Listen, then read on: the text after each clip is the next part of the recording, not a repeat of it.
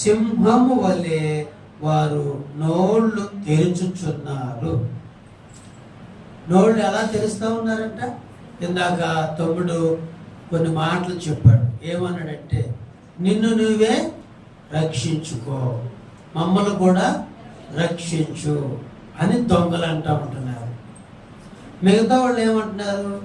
నీవు నిన్న మొన్నటి దాకా దేవుడు అన్నావు కదా, మరి ఇప్పుడు నువ్వు చూపించు, నీ దేవుని ప్రతాపం ఏంటో చూపించు అంటున్నారు.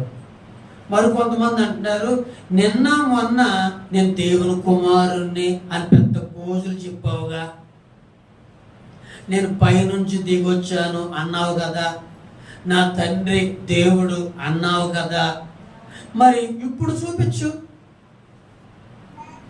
ఇప్పుడు ఈ సిలువలో జరిగేటువంటి విషయాలు చాలా మంది బయట కూడా మాట్లాడుతున్నారు.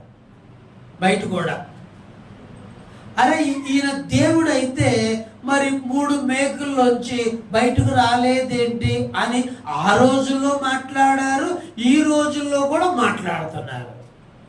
ఇక్కడ జవాబు ఉంది బైబిల్ చదివితే. ఆ రోజు మాట్లాడిన వాళ్ళకి 3వ రోజు ఆయన తిరిగి లేస్తే అందరూ మూసుకున్నారు. అయిపోయింది జవాబు.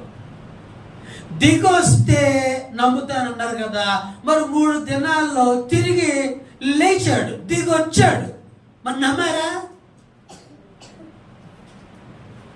కాబట్టి ఈరోజు కూడా యేసుక్రీస్తు సిలువని ప్రశ్నిస్తున్నటువంటి వాళ్ళకి కూడా ఇదే జవాబు. ఆయన లెగలేడా? లేచాడు. లేచిన విషయం